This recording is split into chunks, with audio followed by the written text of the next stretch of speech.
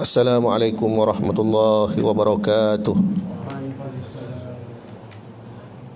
Bismillahirrahmanirrahim. Alhamdulillahirabbil alamin. Wassalatu wassalamu ala sayyidil mursalin sayyidina wa maulana Muhammadin wa ala alihi wa sahbihi fi kulli lamhatin wa nafasin bi adadi kulli ma'lumin lak.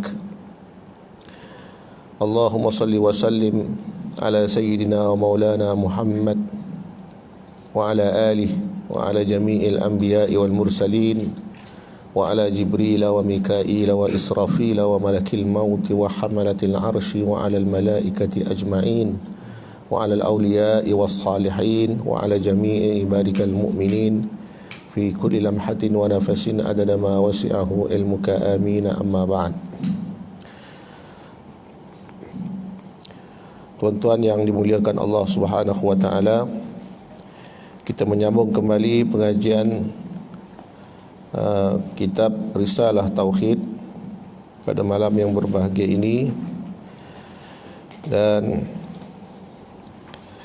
terakhir kita dah sampai di muka surat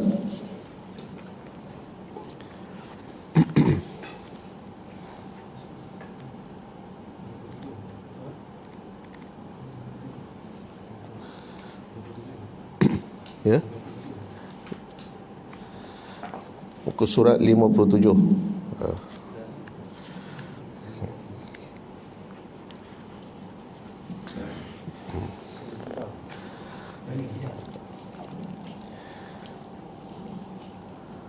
Bismillahirrahmanirrahim. Qala al-musannif rahimahullahu ta'ala wa nafa'ana bihi wa bi'ulumihi fid daraini, amin ya rabbal alamin. Yang kedua, dalil qidam, iaitu senya jikalau tiada Allah Ta'ala qadim, yakni bersifat qidam, nescaya adalah ia baharu. Yang demikian berkehendak kepada yang menjadikan dia dan yang membaharukan dia, yang demikian membawa kepada dur, iaitu mustahil, kerana lazim berhimpun dua yang berlawanan. Dur tu maknanya berpusing lah, ya. Kepala jumpa ekor, ekor jumpa kepala, kepala macam tu, dur, ya. Tak ada jawab, tak ketemu penyelesaian dia, jawapan dia. Macam kita katakan sebagai telur daripada ayam ke ayam daripada telur, kan? Telur daripada ayam ke ayam daripada telur? Pusing tak jumpa jawapan. Memang ayam daripada telur, tapi telur juga daripada ayam, ya.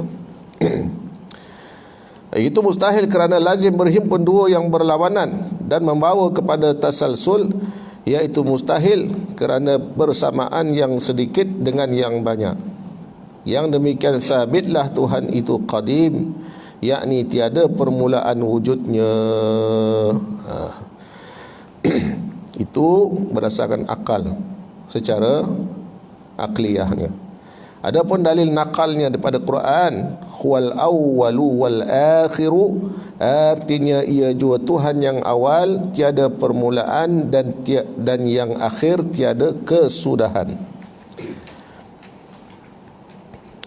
Bila datang dalil nakal ni, maka keluarlah kita daripada ahli kalam yang terpengaruh dengan falsafah, kerana kita menyandarkan apa yang dihasilkan oleh akal itu dengan wahyu Allah Subhanahu wa taala. Adapun makna dur itu terhenti pada tiap-tiap daripada dua suatu atas yang lainnya. Umpama Zaid menjadikan Umar dan Umar menjadikan Zaid pula, macam itulah tadi. Maka pada ketika itu terdahulu Umar tatkala ia menjadikan Zaid, dan terkemudian pula Umar pada ketika Zaid menjadikan dia. Yang demikian jadilah Umar dan Zaid itu terdahulu daripada dirinya dan terkemudian daripada dirinya, yakni berhimpun pada seorang itu dua yang berlawanan, yakni dahulu dan kemudian.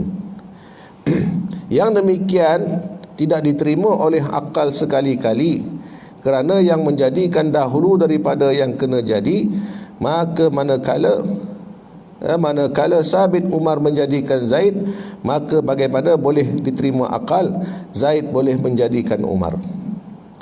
Zaid boleh menjadikan Umar pula, kerana Zaid terkemudian daripada Umar, maka yang kemudian barang yang telah tentu tidak boleh menjadikan orang yang terdahulu daripadanya. Yang demikian mustahil wujud daur pada akal. Daur tadi mustahil wujudnya pada akal. Macam telur daripada ayam, ayam daripada telur, telur daripada ayam, ayam daripada telur. Benda ni memang benar kalau kita fikir yang terjadi, tetapi ia mustahil pada akal. Kerana akal ni muafakat dia dengan wahyu Allah Subhanahu wa taala. Jadi kalau kita jumpa siapa yang menciptakan telur, barulah kita dapat kejawapannya. Dan makna tasalsul itu pada lughah, pada bahasa, berantai-rantai, tasalsul.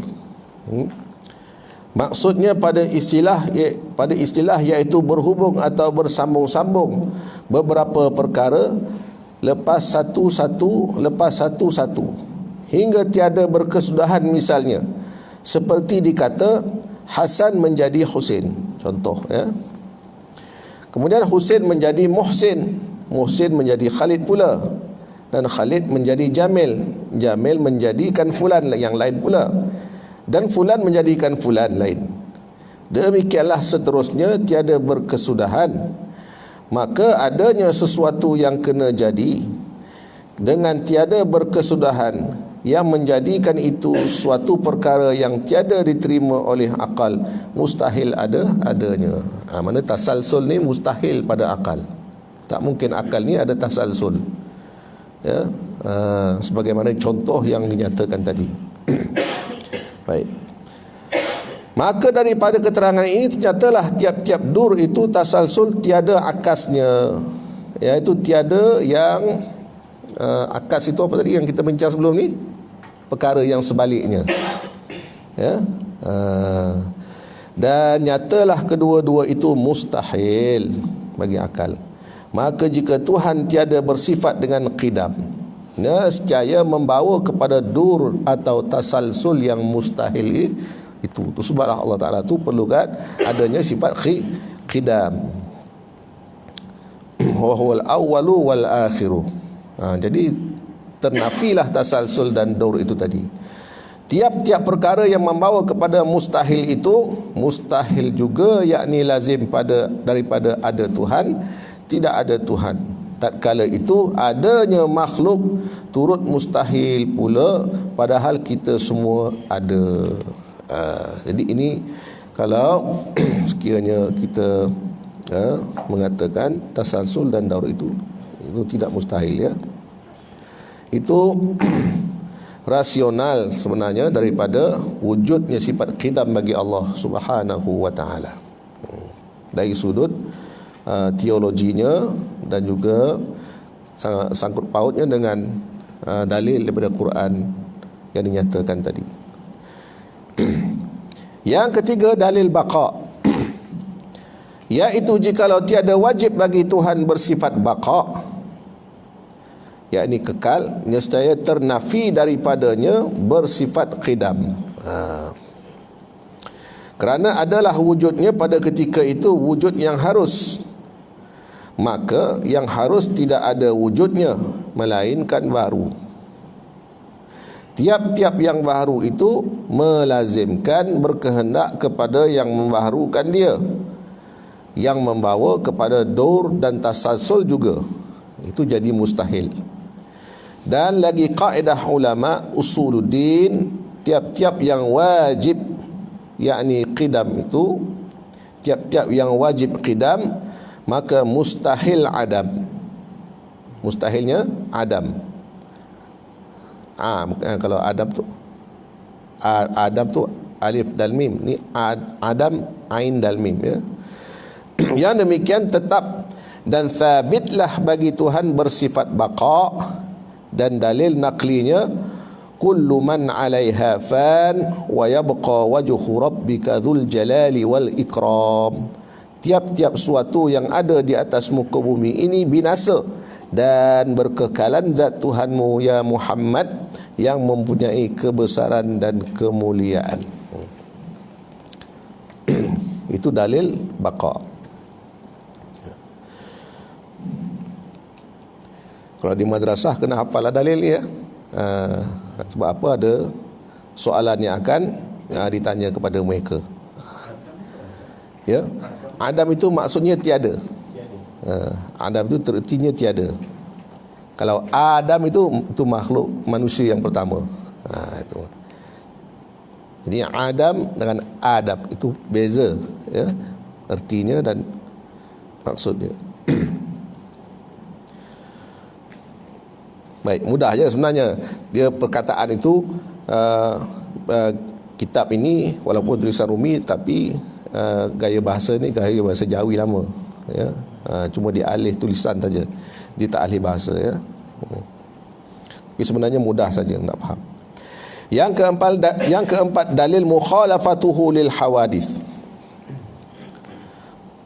Ini yang paling penting sekali.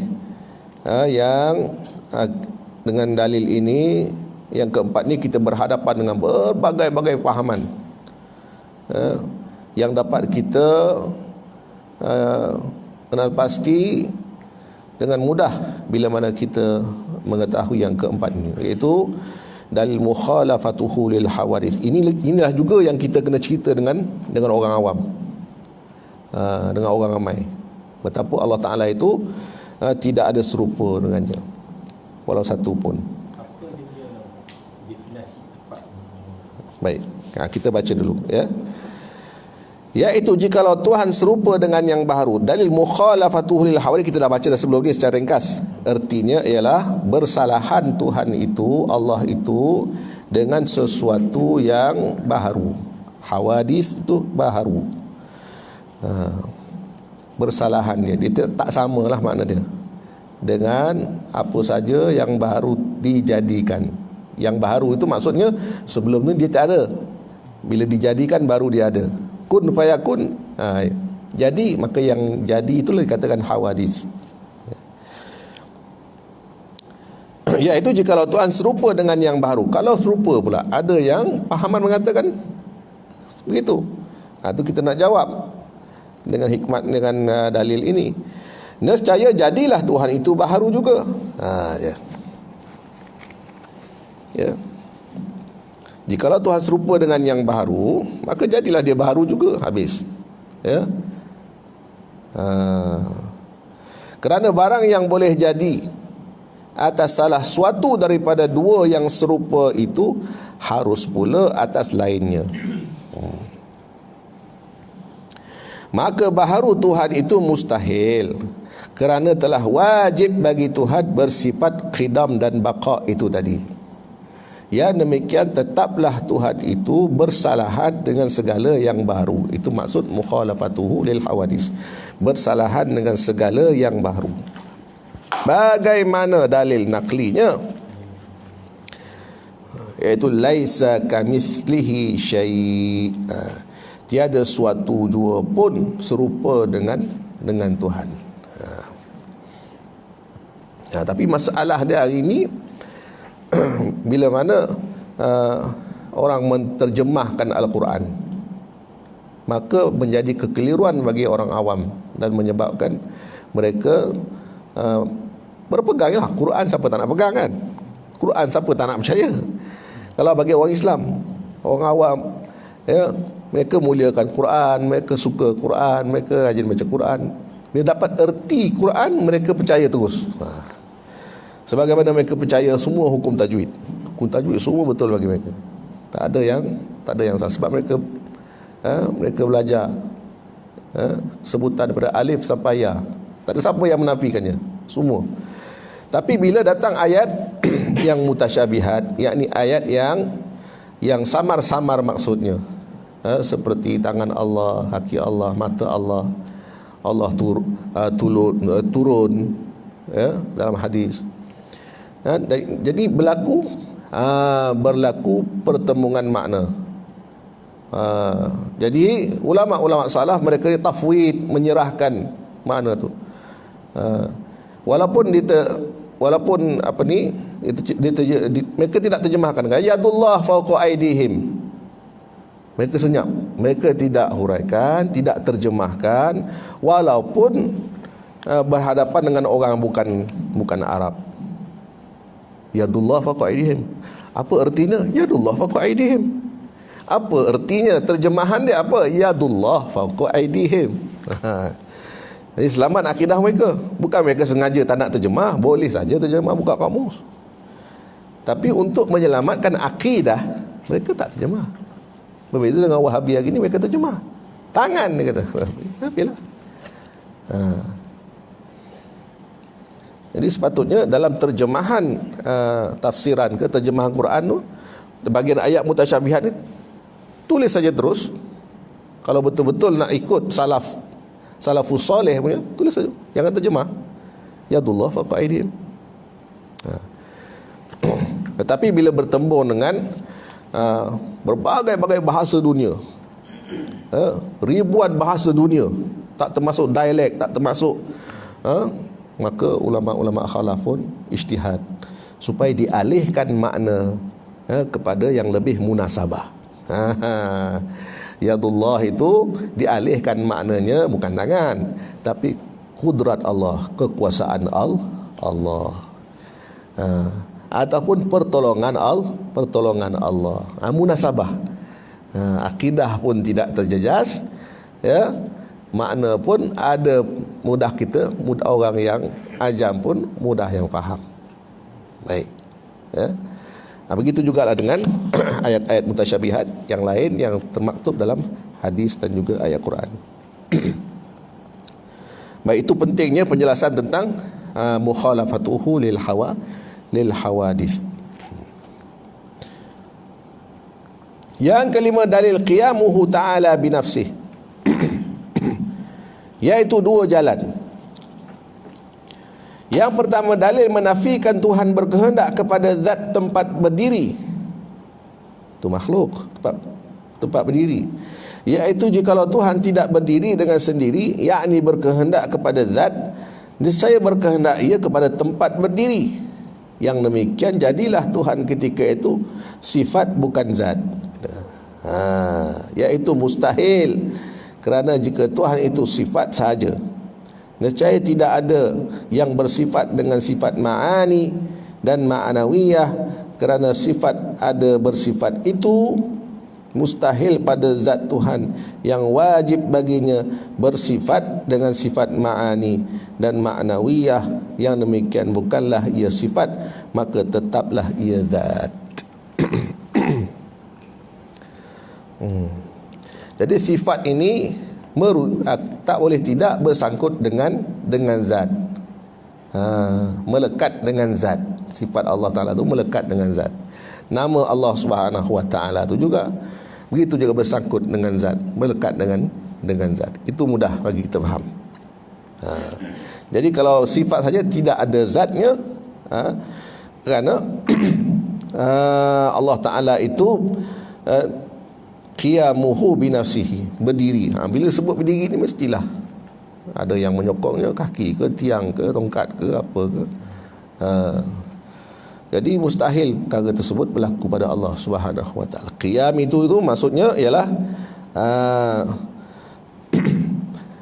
sifatnya yang bersandar dengan zatnya, bukannya kaki yang bersandar dengan tubuh, bukannya.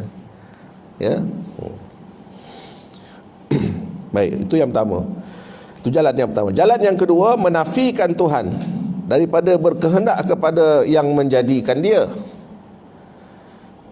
Itu sebab kita zikir la ilaha illallah, itu semua maksud pada situlah. iaitu jikalau tiada ia berdiri dengan sendiri, nescaya berkehendak ia kepada yang menjadikan dia, iaitu mustahil.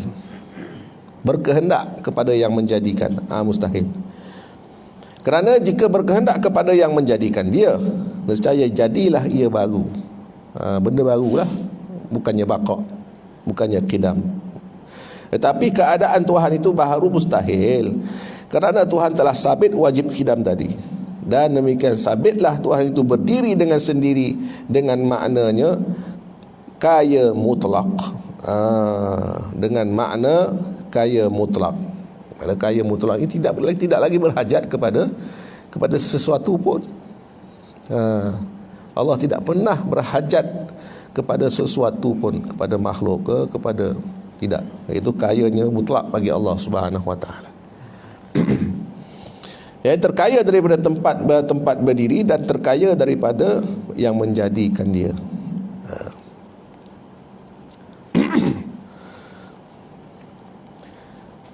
Adapun kaya jirim itu, kaya jirim itu cuma kaya muqayyad, yakni terkaya daripada satu pihak jua, iaitu terkaya daripada tempat berdiri. Qiyamuhu ta'ala tu bukannya berdiri yang dinisbahkan kepada tempat, sebagaimana makhluk berdiri semuanya ada tempat. Bila tempat mesti ada kaitan pula dengan masa. Sedangkan masa tu juga diciptakan oleh Allah. Tempat ciptaan Allah, masa ciptaan Allah. Dan nak tentukan masa tu pula berhajat pula kepada makhluk lain pula, bulan, bintang, ya. Kalau tidak, macam mana nak tahu perjalanan masa tu? Ini menunjukkan bahawa masa juga adalah makhluk. Jadi masa dan tempat ni tidak boleh dipisahkan. Tetapi tiada terkaya pada satu pihak yang lain, iaitu tiada terkaya daripada yang menjadikan dia. Maka dalil naqlinya innallaha laghaniyun 'anil 'alamin. Ada dua taukid di situ. Innallaha, inna tu taukid, sungguh Allah, innallaha, ya.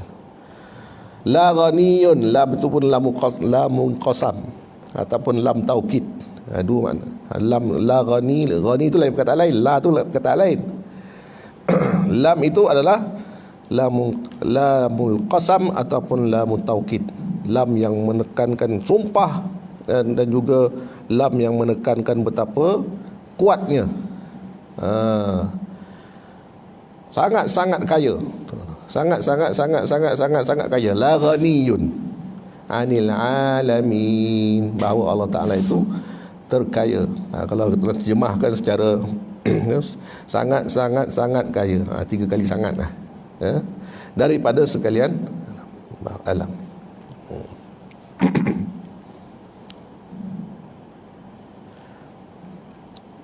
Boleh ya?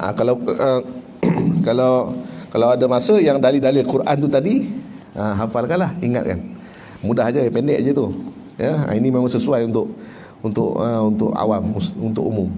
Ya, sebenarnya banyak lagi dalil yang menyokong, itu ulama-ulama aja yang hafal. Ya, kita cukup dengan dalil ini untuk mengeluarkan kita daripada ikut-ikut dia. Ikut-ikut orang ajalah. Tak ada dalil, kan? Jadi kita dah ada dalil, dah pegang, dah hafal dah itu, dan boleh pula kita sampaikan pada ahli keluarga kita. Ini maknanya kita dah keluar daripada golongan taklid. Taklid boleh, tak masalah, sah akidah kita. Tapi bila kita keluar daripada taklid tu, kita telah lebih maju lagi lah. Maknanya hari ni lebih baik daripada semalam itu. Ya. Semua Ustaz daripada yang kidamnya. Ya. Itu kalau boleh kodkan dalil tu, kan, ingatkan, hafalkanlah. Mudah aja hafal ulang 10 kali, boleh ingat insya-Allah, ya.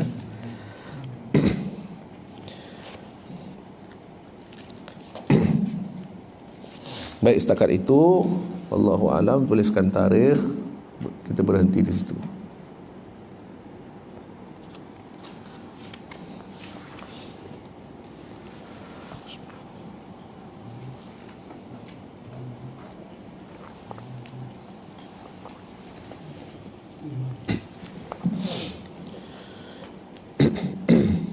Kita menggunakan kitab Munyatul Musalli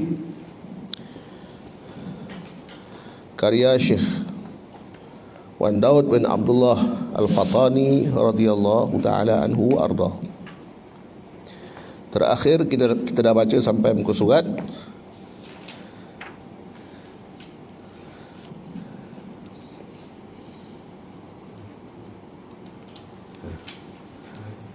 yang tanda yang kitab ni, yang cetakan ini. Perumpamaan semayang. Ha. Surat 52. 52. Betul lah. Perumpamaan sembahyang. Pakai kitab kuning memang tak jumpa lah.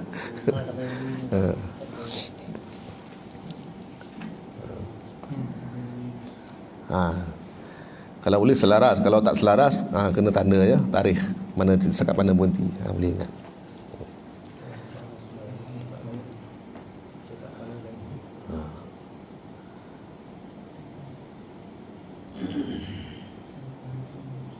Boleh jumpa Ustaz.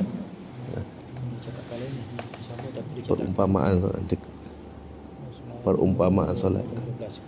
Sebelum cerita tentang solat Nabi-Nabi tu. Solat Zuhur bagi Nabi Daud, solat subuh bagi Nabi Adam sebelum ni, solat Asar bagi Nabi Sulaiman, solat Maghrib bagi Nabi Yaqub, dan solat Isyak bagi Nabi Yunus.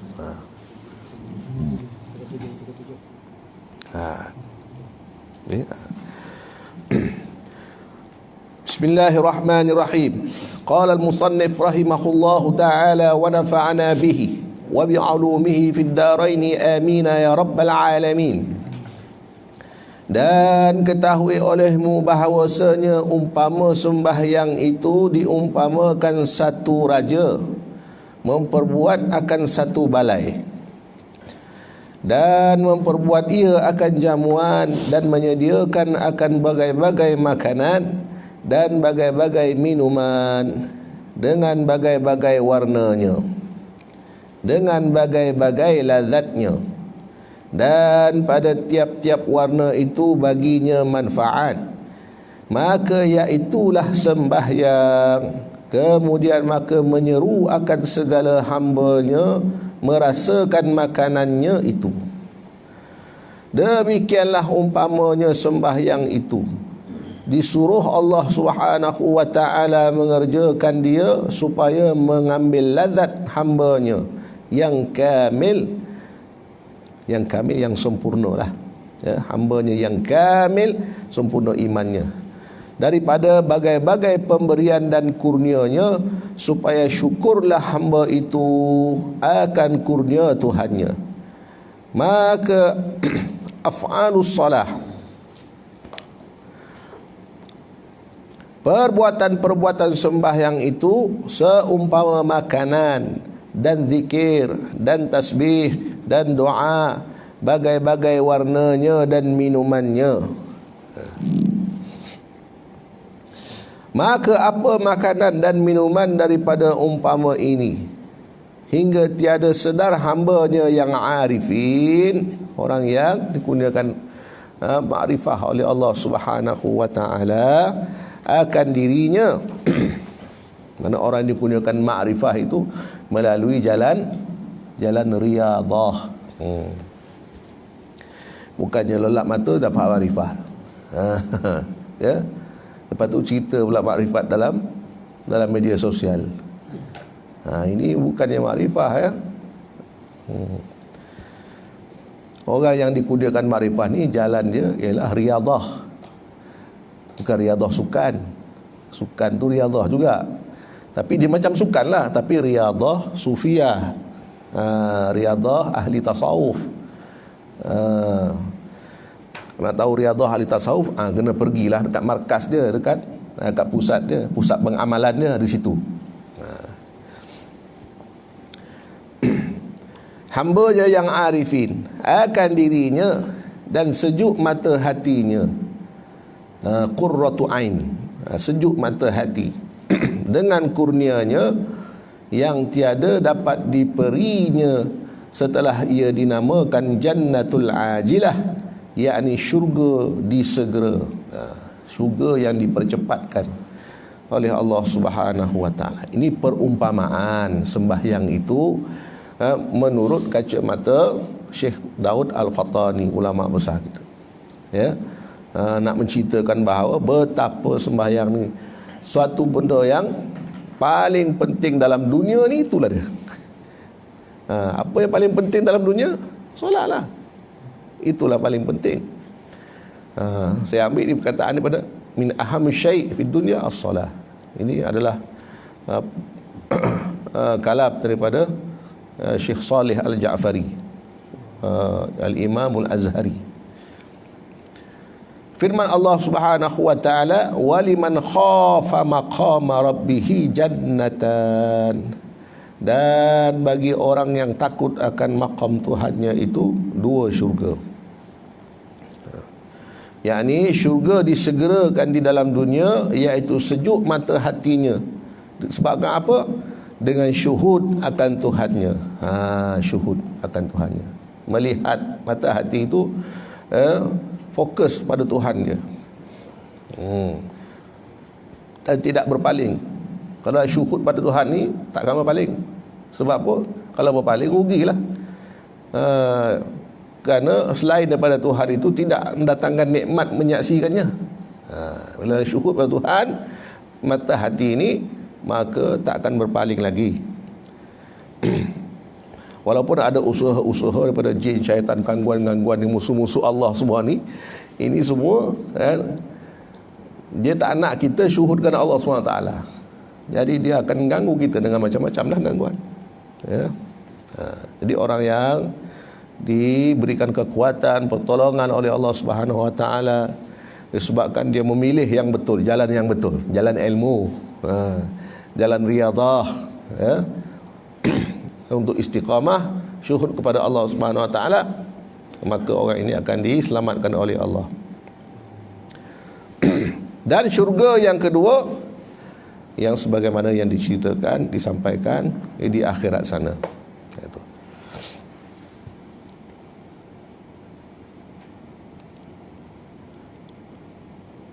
Itu perumpamaan, ya.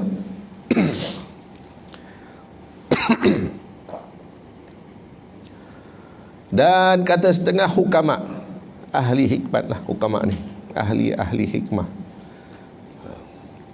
Kerana orang yang dikurniakan hikmah itu sudah tentulah orang yang berilmu. Dan orang yang dikurniakan ilmu belum tentu lagi dikurniakan hikmah.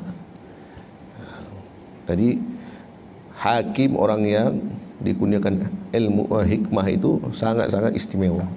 Mereka itu dipanggil hukama. Seorang dipanggil hakim, bila jamak ramai lebih daripada dua orang, dipanggil hukama. Setengah daripada mereka. Kalau ada 100 orang, mana 50 lah daripada mereka. Bahawasanya sembahyang itu menghimpunkan di dalamnya 12,000 perkara.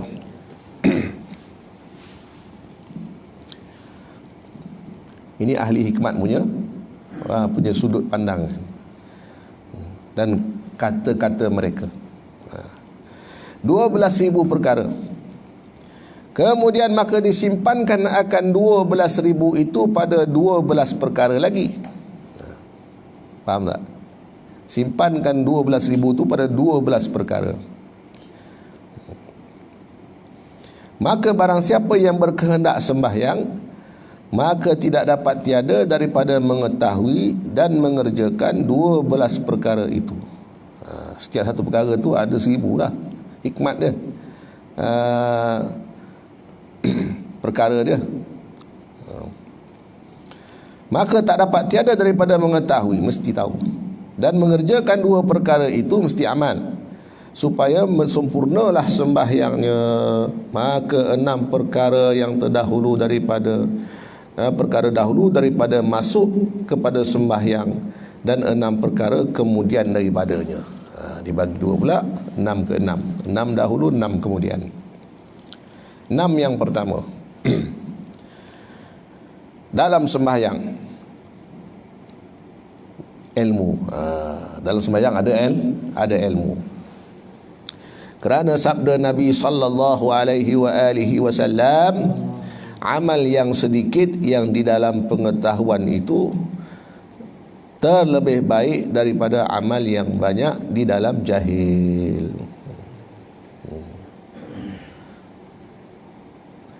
Amal yang sedikit di dalam pengetahuan itu terlebih banyak daripada amal yang banyak di dalam jahil. Tahu banyak tapi jahil, tak mengetahui, dia akan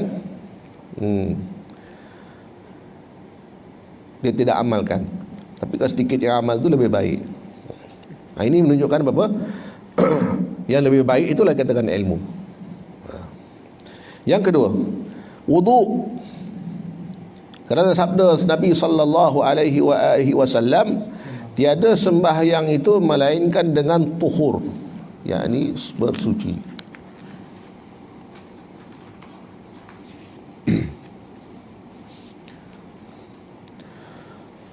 Sebab itu dalam kitab fiqah kita lihat bab yang pertama dibicarakan ialah bab taharah, bab bersuci.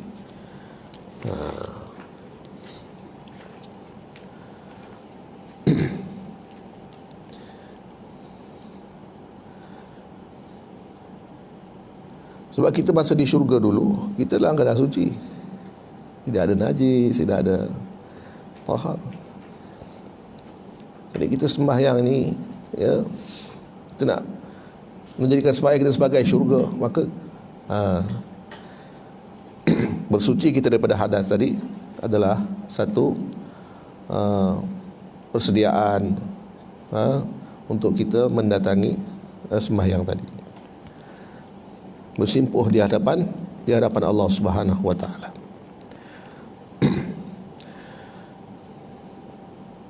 Jadi kalau kita sebut bersimpuh di hadapan Allah Subhanahu wa taala tu, yang kita bayangkan pula kita depan kita ada Allah.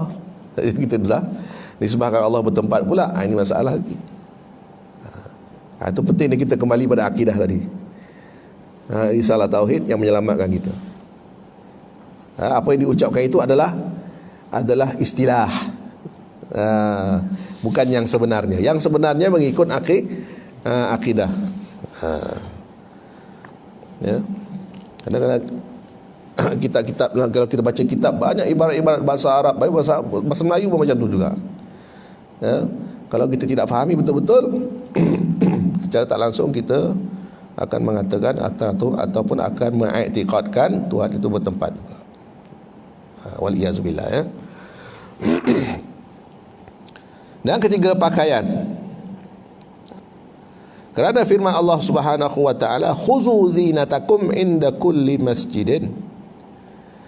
Ambil oleh kamu akan pakaian kamu pada tiap-tiap masjid. Zinatakum ni perhiasan-perhiasan kamulah, termasuklah pakaian-pakaian.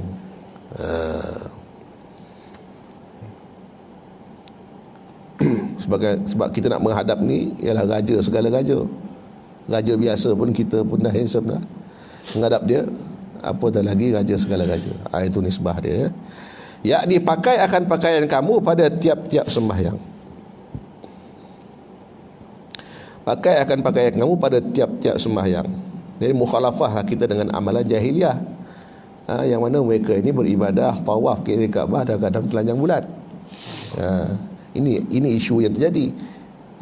Maka ayat ini mengajar tertib yang sebenarnya kepada umat Nabi Muhammad, orang Islam yang ingin melakukan ibadah.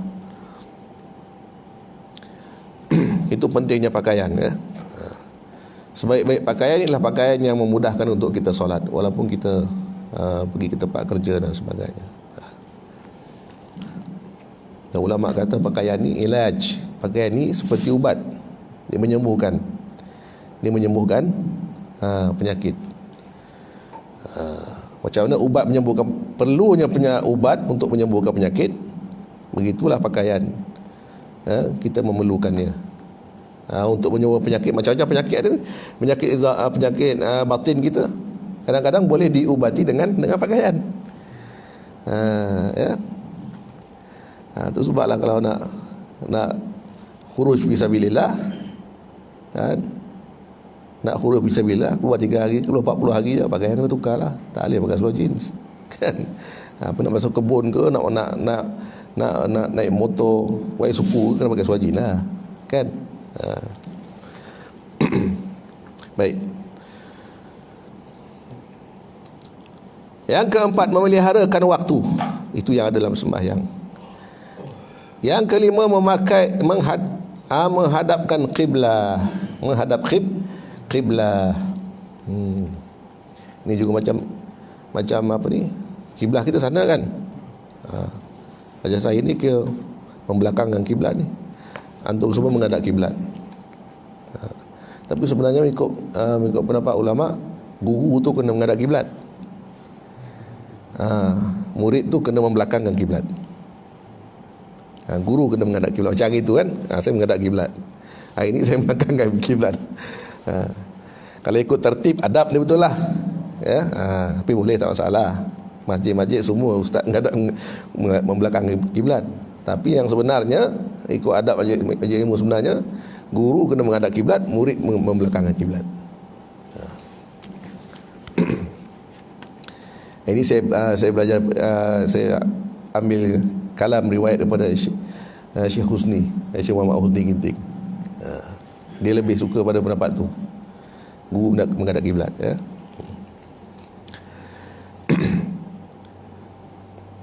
Itu dah ada dalam solat, yang kita maklum bahawa itu termasuk dalam rukun. Keenam, niat kerana sabda Rasulullah sallallahu alaihi wasallam, innamal a'malu binniyat. Sesungguhnya segala amal itu dengan niat. Jadi niat ini tak boleh tidak memerlukan kepada ketiga-tiga ilmu ni. Ilmu tauhid, ilmu fiqh dan ilmu tasawuf.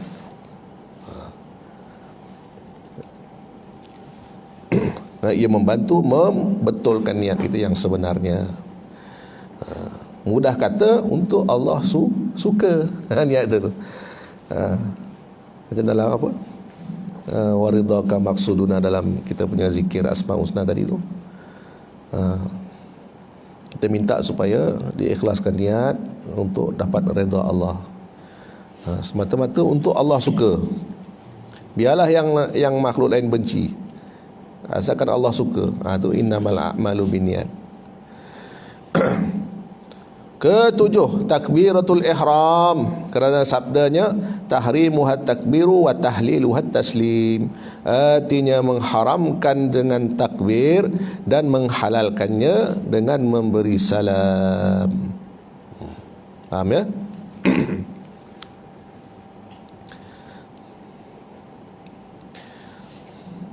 Kedelapan, berdiri. 6 tadi ya. 6 dah habis, itu 6 yang dalam ya. Yang di luarnya pula, iaitu masuk yang ketujuh tadi, 6.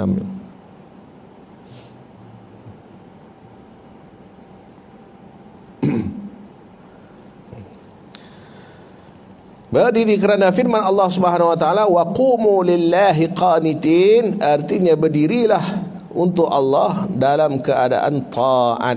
Surah Al-Baqarah ayat 238. Qanitin. Itulah dia,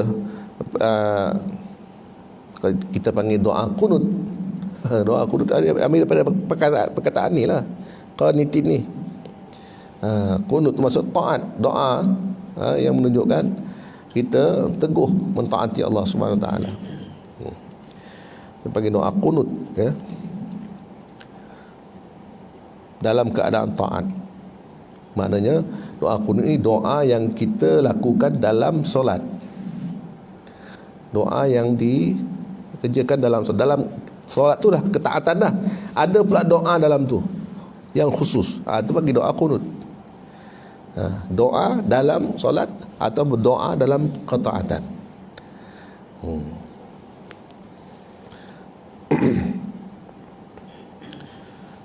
Dan kesembilan, membaca Al-Quran. Maklumlah kelebihannya. Kemudian ke-10, ruku'. Warka'u ma'ar raki'in.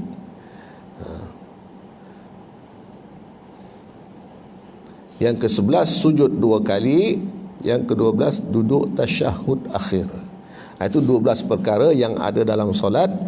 6 daripadanya pada awal solat, 6 daripadanya pada luar solat, pada penghujung solat.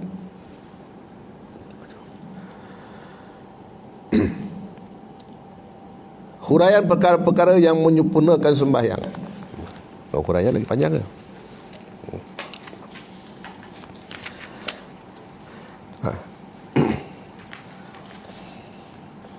Pertama, kedua, ketiga. Pertama, kedua, ketiga. Pertama, kedua, ketiga.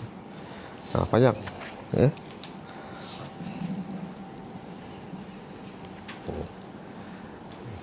Kita baca habiskan sampai itu.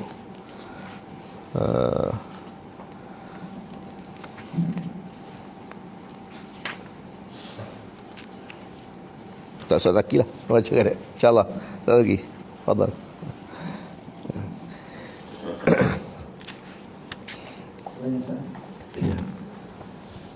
Huraian perkara yang menyempurnakan sembahyang. Adapun ilmu itu atas 3 wajah. Pertama, bahawa diketahui fardu daripada sunatnya, kerana bahawasanya sembahyang itu terusak melainkan diketahui akan kasihatnya. Keduanya, diketahui barang yang ada pada wuduknya daripada fardu dan sunat, maka yang diminta itu syarat pula pada sah wuduk. Dan ketiga, mengetahui akan tipu dari syaitan supaya dapat ia menjauhi akan dia. Maka adapun kesempurnaan wuduk itu hendaklah dikerjanya 3 perkara. Pertama, engkau sucikan hati daripada khianat dan hasad dan bughdi, iaitu marah. Dan keduanya, engkau suci akan badan engkau daripada dosa. Dan ketiga, sempurnakan basuh pada anggota wuduk dengan sempurna, dengan tiada berlebih-lebihan. Adapun pakaian itu, maka sempurnanya itu dengan 3 perkara. Pertama, bahawa ada dia halal. Dan keduanya, suci daripada najis dan tiada dimaafkan. Suci daripada najis yang tiada dimaafkan. Dan yang ketiganya, bahawa ada ia muafakat dengan sunat, dan jangan ada pakaiannya atas jalan takabur dan ujub dan megah. Adapun memeliharakan waktu itu, kesempurnaannya di dalam 3 perkara. Pertama, bahawa ada dia mata engkau melihat akan matahari dan bulan dan bintang, dan engkau amat-amat akan dia bagi hadir waktu. Keduanya, telingamu itu mendengar kepada bang esok. Dan yang ketiga, hati kamu memikirkan dan diam bagi waktu. Adapun menghadap kiblat itu, kesempurnaannya di dalam 3 perkara. Pertama, bahawa engkau hadapkan kiblat dengan dadamu. Dan keduanya, bahawa engkau hadap kepada Allah dengan hati kamu. Dan ketiga, bahawa engkau khusyuk dan tawaduk dan tazallul, rendah diri dengan anggotamu. Adapun niat, maka kesempurnaannya itu 3 perkara. Pertama, bahawa engkau ketahui apa sembahyang yang engkau dirikan. Dan yang keduanya, bahawa engkau ketahui bahawasanya engkau berdiri antara hadapan Tuhanmu dan ia melihat akan engkau, maka engkau berdiri dengan hebat dan sakinah, iaitu tenang. Dan ketiganya, bahawa engkau mengetahui bahawasanya dia mengetahui akan barang yang di dalam hatimu akan selesaikan olehmu daripada membimbangkan pekerjaan dunia. Adapun takdir itu, maka kesempurnaannya dalam 3 perkara. Pertama, bahawa engkau takdir akan sebagai takdir yang sahih lagi jazam. Keduanya, bahawa engkau angkatkan 2 tangan berbetulan 2 telinga. Dan yang ketiganya, bahawa adalah hati engkau hadir dan engkau takbir dengan ta'zim. Adapun qiyam, kesempurnaannya itu di dalam 3 perkara. Pertama, bahawa engkau jadikan matamu itu pada tempat sujud kamu. Keduanya, bahawa engkau jadikan hati kamu itu kepada Allah. Dan ketiganya, bahawa jangan berpaling ke kanan dan ke kiri. Adapun kesempurnaan qiraah itu 3 perkara. Pertama, engkau baca akan bacaan yang sahih dengan tertib dan ketiadaan lahan. Tiada lahan tu maknanya tidak terpengaruh dengan lahjah ataupun dialek selain daripada bahasa Arab lah, kalau boleh, ya. Dan kedua, engkau baca dengan tafakur dan tadabbur akan makna. Dan ketiga, bahawa engkau amalkan dengan barang yang engkau baca itu. Adapun kesempurnaan rukuk itu pada 3 perkara. Pertama, bahawa engkau ratakan belakang serta lehermu, maka jangan engkau merendahkan dan tinggikan kepalamu. Kedua, bahawa engkau hantarkan 2 tapak tanganmu di atas 2 lututmu dan engkau jarakkan antara anak jarimu. Ketiga, bahawa engkau tumakninahkan rukukmu dan membaca tasbih serta ta'zim dan ketetapan. Adapun kesempurnaan sujud pada 3 perkara. Pertama, bahawa engkau hantar 2 tanganmu berputulan dengan bahu. Kedua, hendaklah engkau renggangkan 2 lenganmu daripada 2 lambungmu dan jangan kamu hampirkan keduanya kepada bumi. Ketiga, bahawa engkau bermaknahkan pada sujudmu dan mengucapkan tasbih kamu serta takbir. Adapun kesempurnaan duduk itu di dalam 3 perkara. Pertama, bahawa engkau duduk atas tapak kakimu yang kiri dan engkau dirikan kakimu yang kanan di tahiyat awal dan engkau keluarkan yang kiri di bawah betis kakimu yang kanan pada tahiyat akhir. Keduanya, engkau tasyahud dan ta'zim dan engkau selawat akan Nabi Muhammad SAW dengan sempurna, selawat dan akan keluarganya dan sahabat. Ketiga, engkau doakan bagi dirimu dan bagi segala mukminin. Adapun kesempurnaan salam itu bahawa engkau salamkan dengan sempurna bahawa ada ia serta niat yang sebenarnya, dan salam engkau itu akan orang yang ada pada kanan engkau daripada malaikat dan mukminin, jin dan manusia. Demikian daripada kiri. Adapun kesempurnaan ikhlas itu pada 3 perkara. Pertama, bahawa engkau tuntut dengan sembahyang itu dengan keredaan Allah dan jangan engkau tuntut akan redha manusia. Keduanya, bahawa engkau lihat akan taufik itu daripada Allah. Ketiga, bahawa engkau peliharakan dia hingga hilang dirimu dengan dia. Hadza wabillahi taufik. Boleh faham, ya? Ada yang tak faham?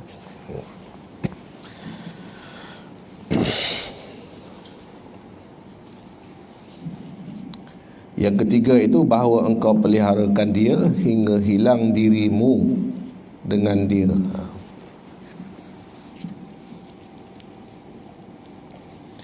Ini ahwal dan maqam, ya, bagi orang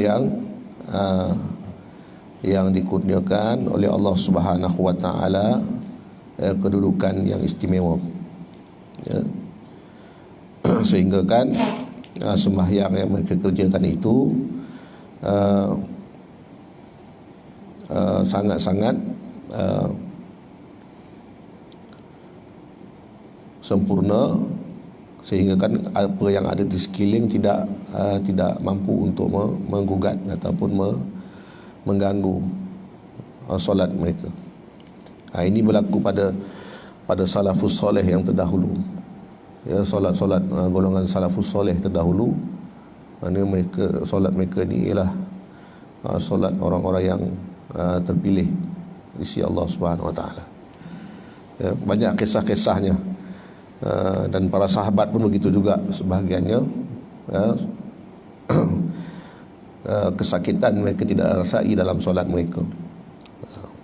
Bila-bila lagi Sayyidina Ali karamallahu wajhah, yang mana beliau mengarahkan supaya panah tombak yang terkena kakinya itu dicabut ketika beliau menunaikan solat, kerana ketika menunaikan solat dia tidak merasakan kesakitan. Ini maqam kedudukan ruhiyah, rohani.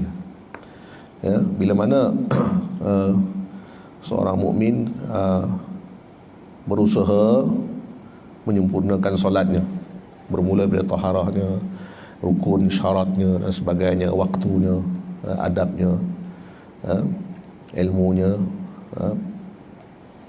dia berusaha saja. Benda yang dikurniakan oleh Allah Subhanahu Wa Taala,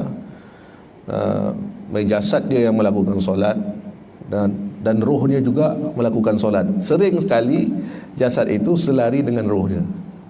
Ya. Jadi roh pun tengok, lihat jasad, jasad ikut akulah, aku solat. Jasad pun ikut juga aku solat. Ya. Roh begitulah. Roh ni dia ibadah, dia makrifah pada Allah, dia ibadah pada Allah. Dilihat jasad ikut sama. Jadi roh ni selalu lihat jasad ikut dia.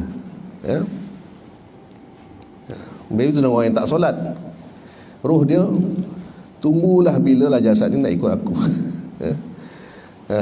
Nak sama-sama solat dengan.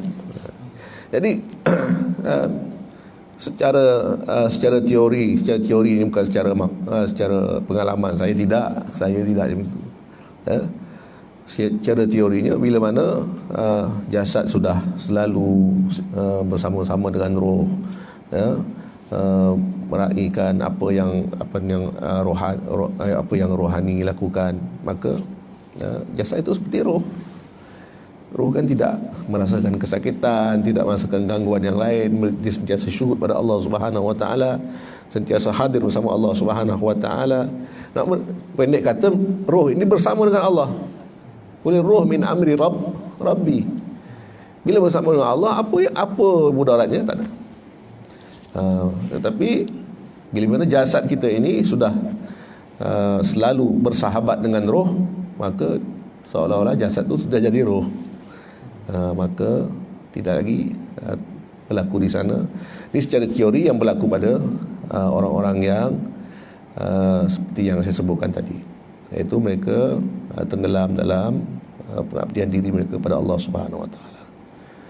Kita tak mampu mencapai kedudukan mereka seperti mereka itu, tetapi kita hanya mencintai mereka, menyayangi mereka, menyebut-nyebut nama mereka dan memuliakan mereka, dan menceritakan kisah-kisah mereka kepada orang lain.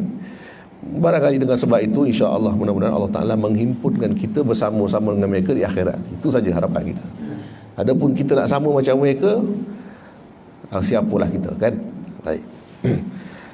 Baik, terakhir untuk kitabnya ialah Penawar Bagi Hati, bagi Syekh Abdul Qadir bin Abdul Muttalib Al-Indonesi Al-Mandili radhiyallahu taala anhu wa arda.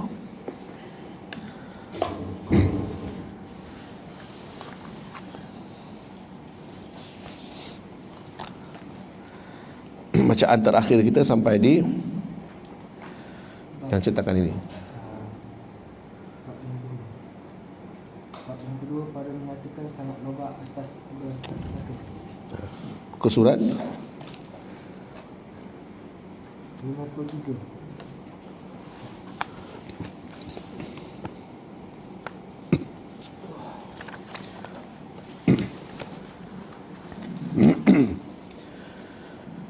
Bismillahirrahmanirrahim.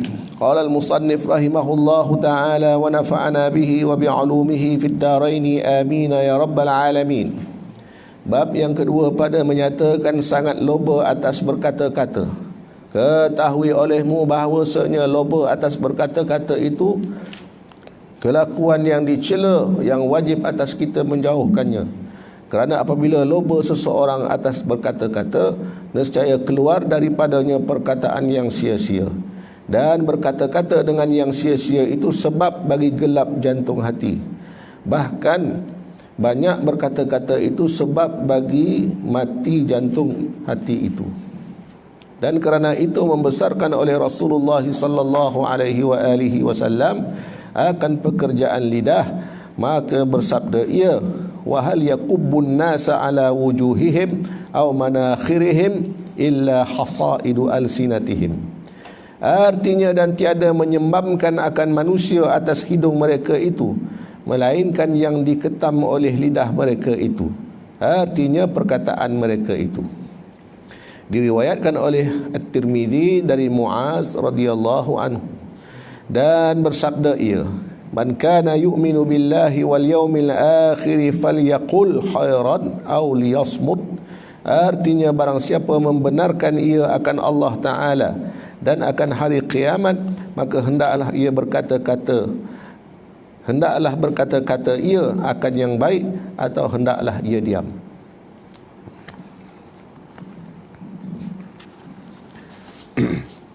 Diriwayatkan oleh Asy-Syaikhan dari Abi Hurairah radhiyallahu anhu.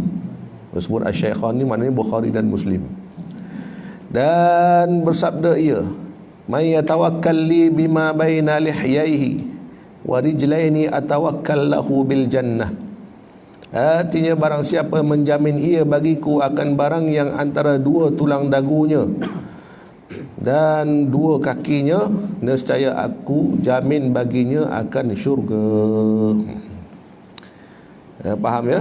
Dua lihyah, dua tulang dagunya, antara janggut dan misai, dan juga antara dua kakinya. Dua benda ini ialah sangat dijaga, maka baginya syurga. Diriwayatkan oleh Al-Bukhari daripada Sahal As-Sa'idi radhiyallahu anhu, dan dikehendaki dengan barang yang antara dua tulang dagu itu lidah, dan dikehendaki dengan barang yang antara dua kaki itu faraj.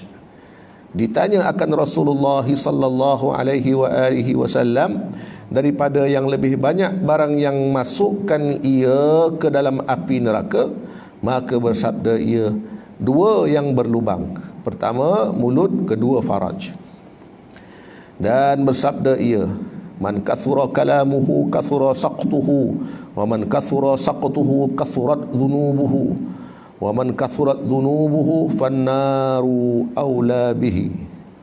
Artinya, barang siapa banyak perkataannya, nescaya banyak oleh tersalahnya, dan barang siapa banyak tersalahnya, nescaya banyak dosanya, dan barang siapa banyak dosanya, maka api neraka itu lebih utama dengan dia.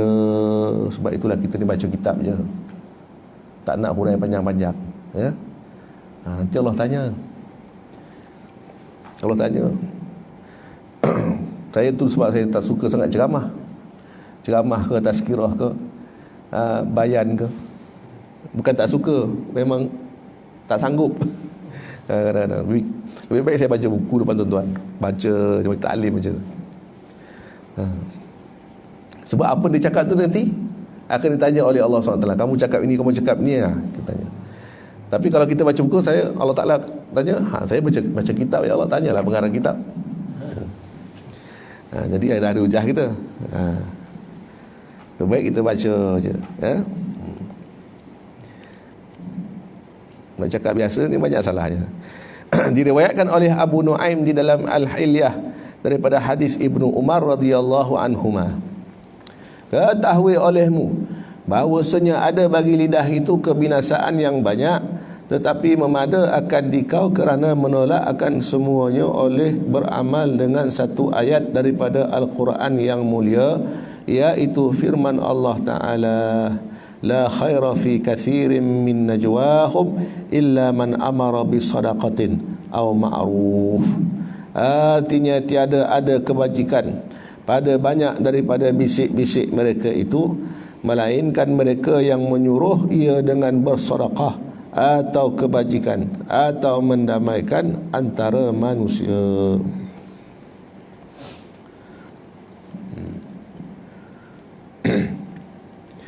Makna ayat ini, bahawa tiada engkau berkata-kata pada barang yang tiada memberi manfaat akan dikau, dan engkau simpankan akan perkataan engkau pada yang memberi faedah, maka ada padanya kelepasan daripada kebinasaan dunia dan akhirat. Dikehendaki dengan barang yang tiada memberi manfaat itu, iaitu perkataan yang jikalau ditinggalkan dia, nescaya tiada luput dengan dia oleh pahala akhirat atau faedah dunia yang sangat dihajatkan. Dan barang siapa menyimpankan ia daripada perkataan atas yang memberi manfaat, nescaya sedikit oleh perkataannya, maka hendaklah engkau fikirkan pada ketika engkau berkata-kata dengan barang yang tiada berfaedah, akan bahawasanya jika menyebut engkau akan nama Allah Ta'ala ganti daripada perkataan yang tiada berfaedah itu, nescaya adalah ia untung yang sangat besar. Kerana zikrullah itu menyerupai ia akan sepotong emas, dan perkataan yang tiada berfaedah itu menyerupai ia akan sepotong daripada tanah yang keras. Maka betapa suka orang yang berakal meninggalkan ketulan emas dan mengambil ia akan ketulan tanah. Ketulan tanah yang keras. Ini jika perkataan itu tiada ada padanya dosa. Walaupun perkataan biasa tak ada dosa, tapi taraf dia itulah bagaikan ketulan tanah saja. Maka jika ada padanya dosa, lagilah nescaya telah rugi ia dengan sebab meninggalkan emas dan mengambil ia gantinya akan sepotong api. Dan yang demikian itu rugi yang sangat besar. Maka setengah daripada segala perkataan yang tiada memberi manfaat itu menceritakan segala perkataan perjalanan dan kelakuan makanan segala negeri dan segala adat manusia dan segala kelakuan manusia dan kelakuan perniagaan dan perusahaan. Ini termasuk yang tiada memberi manfaat. Inilah setengah daripada barang yang banyak manusia berkata-kata padanya. Kita lihat kan, kalau kita bergaul dengan orang ramai kan, itulah cerita pasal cerita pasal pergi sana pergi sini, makan-makan yang sedap-sedap, manusia orang tu buat macam ni, orang cerita tentang kelakuan-kelakuan orang, ya. Kelakuan orang tu berniaga macam mana, beli macam mana. Maka setengah daripada kebinasaan lidah yang banyak itu berdusta dan mengumpat dan berbantah-bantah dan memuji dan melawaknya. Ini cenderung kepada membinasakan. Adapun berdusta, maka iaitu mengkhabarkan akan sesuatu atas menyalahi barang yang ia atasnya, sama ada mengetahui ia akan yang demikian dan sengaja ia atau tiada, dan mengetahui dan sengaja itu syarat bagi berdosa, bukan syarat bagi nama dusta.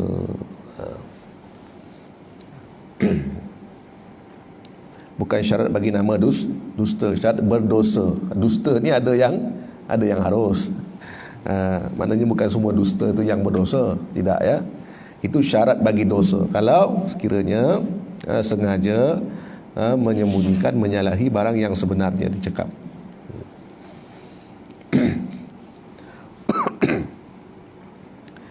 Kalau mesti pandai pembohong, mesti pandai temberang, maka Piramdi itu ada khilaf dah tu ya.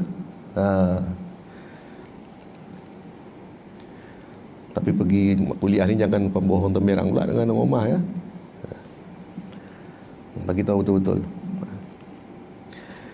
Telah berfirman Allah Subhanahu wa taala, fanaj'al la'natallahi 'alal kadhibin. Artinya maka menjadikan kita akan laknat Allah taala atas sekalian yang berdusta itu. Inilah kita nak elakkan sama sekali. Laknat ini adalah hukuman yang paling tinggi sekali, yang paling teruk sekali. Dalam banyak-banyak hukuman lah, hukum hudud ke, itu hukum hudud tu pun dah keras dah tu. Maknanya hukum laknat daripada Allah ni hukuman yang paling keras sekali. Tidak ada yang hukuman yang paling keras daripada tu. Itu sesuai bagi kadhibi, orang-orang yang selalu melakukan pendustaan.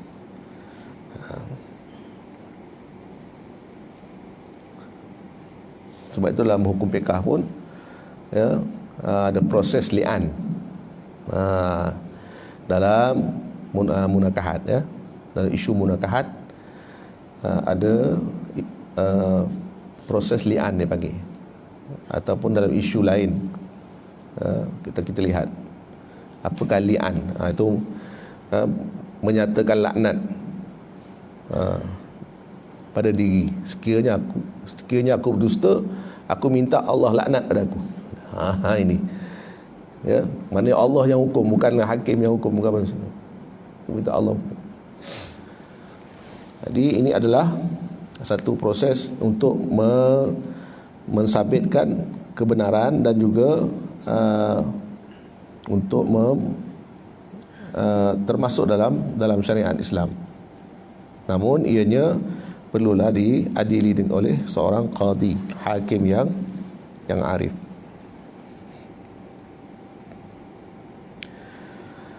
Dan sabda Rasulullah sallallahu alaihi wa alihi wasallam, "Alaikum bisidqi, fa inna as-sidqa yahdi ila al-birri, wa innal birra yahdi ila al-jannah, wa ma zala ar-rajulu yasduqu yataharra as-sidqa hatta yuktaba 'inda Allahi siddiqan, wa iyyakum bil kadhiba, fa innal kadhiba yahdi ila al-fujuri, wal fujuru yahdi ila an-nari. وَمَا زَالَ الْعَبْدُ يَتَحَرَّى الْكَذِبَ حَتَّى يُكْتَبَ عِنْدَ اللَّهِ كَذَّابًا. Artinya lazimkan oleh kamu akan benar, kerana benar itu menyampaikan ia kepada kebajikan, dan kebajikan itu menyampaikan ia kepada syurga. As-sidqu, benar yang di hati, benar perkara yang apa yang ada di hati itu, itulah yang diucapkan di lidah dia. Itu sidq. Orang yang siddiq tawajuh, ya. Katakanlah ilmu tasawuf, menurut Syekh Zaki Ibrahim, tasawuf apa dia? Tasawuf adalah sidqut tawajuh ila Allah tabaraka. Benar tawajuh kamu pada Allah. Maknanya benar sebut nama Allah, zikir dengan zikir lidah, dalam hati pun begitu juga. Tawajuh, menghadapkan wajah dia, ya, kepada Allah Subhanahu wa taala. Benar dia. Kalau zikir sebut nama Allah, hati menerawang ke tempat lain, itu belum siddiq lagi, ya. Sama hal keadaannya seorang yang hatinya benar, tahu apa yang sebenarnya, tapi lidahnya berpusing-pusing, ya, tidak menceritakan sebagaimana yang ada dalam hatinya, maka itu kazab. Dan sentiasa orang yang lelaki itu benar, dan bersungguh-sungguh ia akan benar hingga ditulis akan dia di sisi Allah Ta'ala yang banyak benar, orang yang banyak benar. Dan jauhkan oleh kamu dan diri kamu dan akan berdusta, kerana berdusta itu menyampaikan ia kepada jahat seperti keluar daripada ta'at, dan jahat itu menyampaikan ia kepada api neraka. Dan sentiasa hamba itu bersungguh-sungguh pada berdusta hingga ditulis akan dia pada sisi Allah Ta'ala orang yang banyak berdusta, kadzaban, orang yang banyak kali berdusta. Jangan orang tu sekali dusta kita pun dah cop dia sebagai penipu, ya. Jangan, belum lagi, ya. Kalau banyak kali itu maknanya mutawatir, kumpul 10 orang cerita ni, tanya 10 orang ni memang dia penipu, penipu. Mana itulah dimasukkan sebagai seorang yang berdusta, ahli dusta lah jadi, tertulis. Diriwayatkan oleh Syaikhan tadi, iaitu Imam Bukhari dan Imam Muslim. Dikehendaki dengan ditulis di sini dihukumkan bagi yang pertama dengan banyak benar, dan mendapat ia akan sifat dan pahala yang banyak benar. Dan dihukumkan bagi yang kedua dengan banyak berdusta, dan mendapat ia akan sifat dan dosa yang banyak berdusta. Dan sabda Nabi sallallahu alaihi wa alihi wasallam, "Iyyakum wal kadhiba, fa innal kadhiba mujanibun lil iman." Artinya jauhkan oleh kamu akan diri kamu, dan takut oleh kamu akan berdusta, kerana berdusta itu menjauhkan ia akan iman. diriwayatkan oleh Imam Ahmad dan Abu Syekh.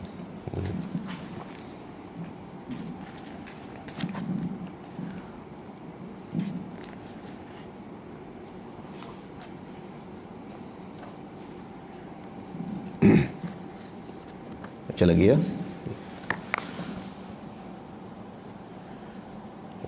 Sebelah dah. Dan sabda Nabi sallallahu alaihi wa alihi wasallam, "Idza kadzdzaba al-'abdu kadzbatan taba'ada anhu al-malaku mailan min natni ma ja'a bihi." Apabila berdusta seorang hamba Allah Ta'ala sekali dusta, nescaya jauh daripadanya oleh malaikat 1 mil kerana busuk dusta yang mendatangkan ia dengan dia. Ada bau pula keluar daripada dusta, jadi dibau oleh malaikat. Diriwayatkan oleh At-Tirmizi dan Abu Nuaim. Ketahui olehmu bahawasanya berdusta itu haram, melainkan dengan kerana sangat berhajat kepadanya. Ada ini dah masuk dalam usul fiqh, dalam ilmu usul fiqh, mana berubah hukum haram tadi disebabkan ada sebab-sebabnya. Kita bincang ni. Seperti berdusta pada peperangan dan berdusta kerana mendamaikan orang yang berkelahi, dan berdusta suami tatkala engkar ia di hadapan isterinya. Engkar ia di hadapan isterinya, bahawa ada madunya lebih kasih kepadanya. Dan apabila harus berdusta, maka yang lebih baik bahawa memakai ia akan tauriah, ya, dan iaitu menyebut ia akan perkataan yang ada baginya 2 makna, satu makna yang hampir dan satu makna yang jauh. Maka berkehendak ia akan makna yang jauh itu. Tauriah ni kalau orang yang poligini, digunalah kaedah ini ya, untuk supaya tidak timbul isu antara isteri-isterinya, kan.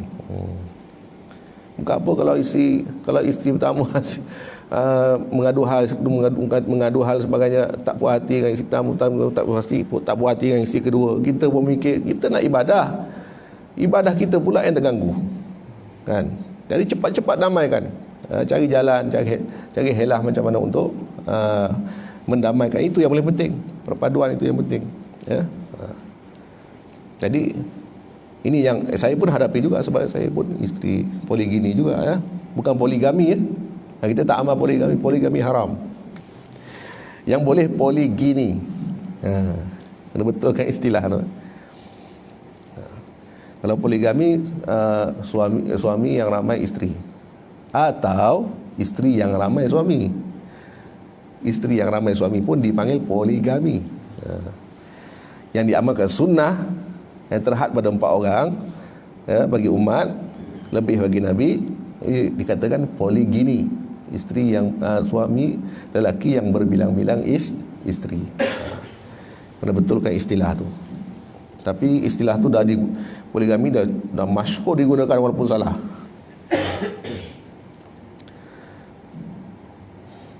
Itu istilah yang datang daripada pakar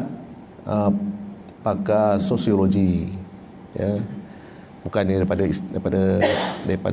istilah agama, ya. Istilah agama ialah ta'addud zaujat. Istilah dalam Islam ialah ta'addud zaujat, berbilang-bilang isteri. Itu saja. Sikit lagi, ya. Adapun mengumpat, maka iaitu menyebut engkau akan saudara engkau dengan perkataan yang benci ia akan dia, jika mendengar ia akan dia sekalipun engkau benar. Mengumpat memanglah benda yang benar, ya, tapi orang tu tak suka. Sama ada engkau sebut akan kekurangan pada dirinya, atau pada akalnya, atau pada perbuatannya, atau pada perkataannya, atau pada kainnya, pakaiannya, atau pada lainnya. Telah berfirman Allah Ta'ala, wala yaghtab ba'dukum ba'da ayuhibbu ahadukum ay ya'kula lahma akhihi maitan fakarihtumuh. Artinya, dan jangan mengumpat oleh setengah kamu akan setengah-setengah. Adakah kasih seorang kamu memakan daging saudaranya yang mati, maka benci kamu akan dia. Ini masuk dalam bab ribah pula ya. Wallahu alam. Sekadar itu, insya-Allah kita akan sambung nanti pada sesi kajian yang akan datang. Ada soalan tak?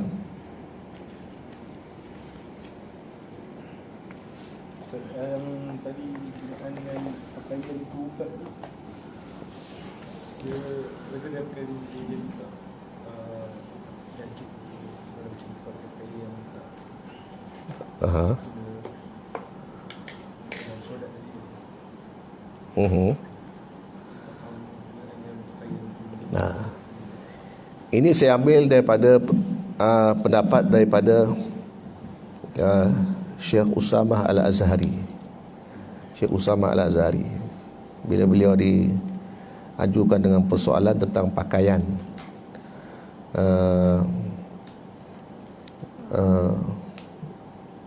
yang sebaik-baiknya pakaian, lalu dia menghuraikanlah akan pakaian itu seperti ilaj.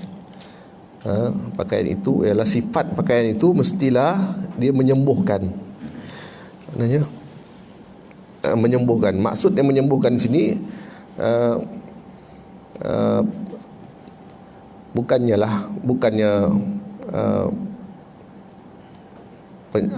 penyakit yang hissi je, tapi penyakit yang maknawi.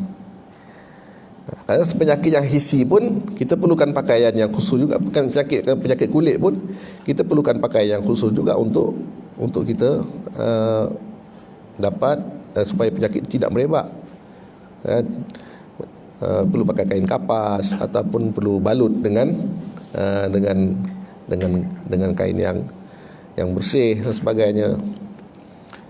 Jadi itu membantu untuk menyembuhkan luka tu. Dia itu sifat dia membantu menyembuhkan. Ilaj itu penyakit yang hissi, yang nampak sebagaimana. Itu juga orang yang demam, dia perlukan selimut yang betul untuk mengontrol suhu dalam badannya. Itu juga boleh membantu lah. Boleh membantu. Ada orang sakit kepala pula. Rasulullah SAW pernah sakit kepala, menggunakan kain untuk ikat kepala dia kuat-kuat, supaya kurang sakit kepala tu. Itu pakaian juga tu. Itu maknanya secara adatnya pakaian itu boleh juga membantu menyembuhkan penyakit yang hissi, penyakit biasa yang berlaku. Dan juga dikatakan juga boleh pakaian yang lengkap, yang semua ialah dia boleh menyembuhkan penyakit yang maknawi. Contohnya penyakit ria, penyakit ujub, penyakit takabur, ataupun penyakit suka bergaul dengan ikhtilat laki perempuan, kan? Kalau ikhtilat laki perempuan, ada pakaian dia. Pakai macam ni, macam kita ni takkan mau dah. Tak jadi ikhtilat kita. Ikhtilat dengan laki perempuan, nak bergaul laki perempuan tanpa batasan, pakaian lain. Dia pakaian itu tidak membantu untuk menyembuhkan penyakit. Jadi istilahnya pakaian yang boleh menyembuhkan penyakit ialah, pertama sekali, pakaian itu ialah memudahkan untuk kita ibadah. Satu, memudahkan untuk kita melakukan ibadah, apa saja ibadah. Selain daripada ihram lah, kalau ihram kena pakai ihram lah. Kan? Kemudian pakaian itu juga menolak kita ataupun menghalang kita daripada melakukan maksiat, melakukan perkara-perkara mungkar. Paling mudah kalau kita nak melakukan perkara mungkar, kena pakai seluar jeans lah. Pakai seluar jeans dengan t-shirt, gambar-gambar sikit, kan. Itu mudah lah kita nak melakukan maksiat. Orang pun tak kisah, ini memang pakaian ahli maksiat. Tapi elakkan sebab ulama mengatakan ini pakaian tak membantu untuk menyembuhkan. Sebenarnya ini penyakit-penyakit yang ada dalam masyarakat ni perlu diubah dengan bukan saja pakaian, bahkan dengan ilmu, dengan pendidikan. Di samping itu pakaian juga membantu.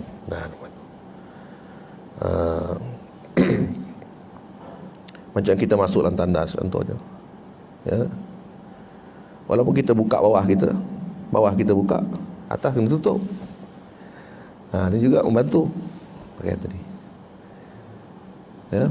Walaupun kita tak nampak apa jadi kat syaitan nak kencing, nak berak kita, kena apa, kita bukan nampak pun, tapi kita tutup sebab kita tahu dia pakaian tu membantu kita tawasul dengan dia untuk melindungi kita. Bahkan Allah Ta'ala boleh saja melindungi kita, tapi kita diajar oleh Nabi menggunakan pakaian ini untuk keselamatan, bukan sekadar untuk menutup aurat saja. Kalau orang faham pakaian ini untuk menutup aurat saja, ini orang jahil,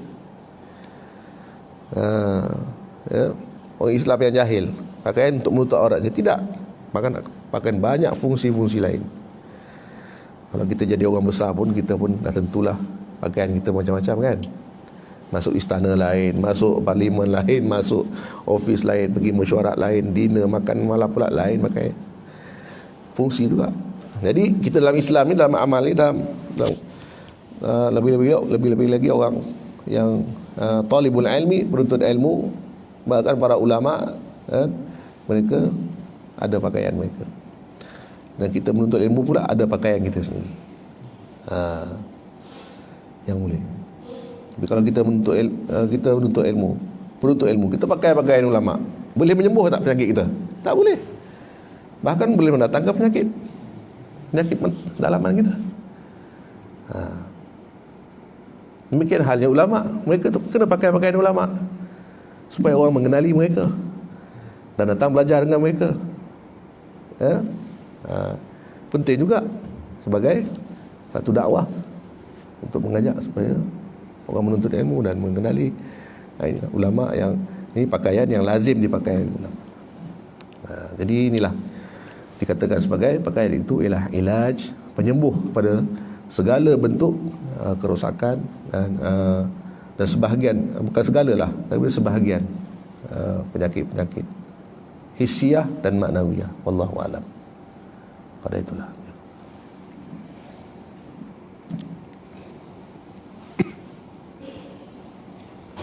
Ya, Ustaz Zaki, ada apa-apa nak sampaikan berkenaan dengan Majlis Asmaul Husna?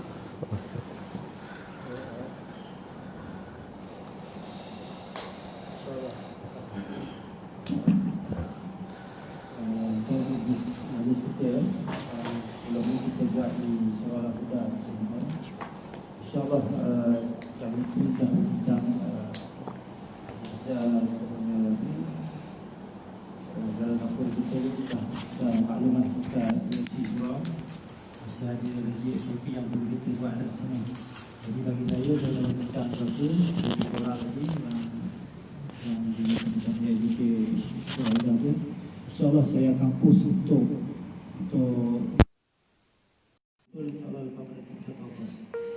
satu kuasa kan, nanti kita akan umumkan sesuatu kan, saya ada putusan di situ, dan lepas tu saya akan push betul lah, saya masuk tu ke situ balik.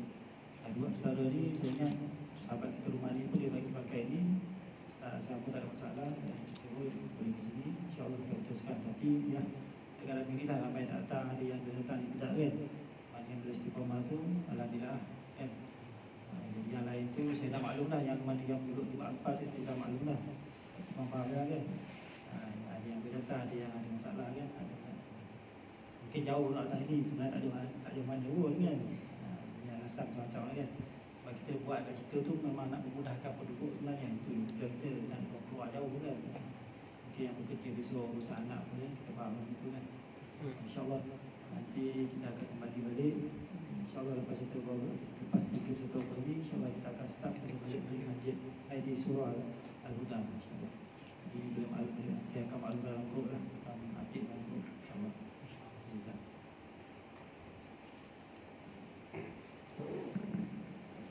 tasbih kafara dan suratul asr.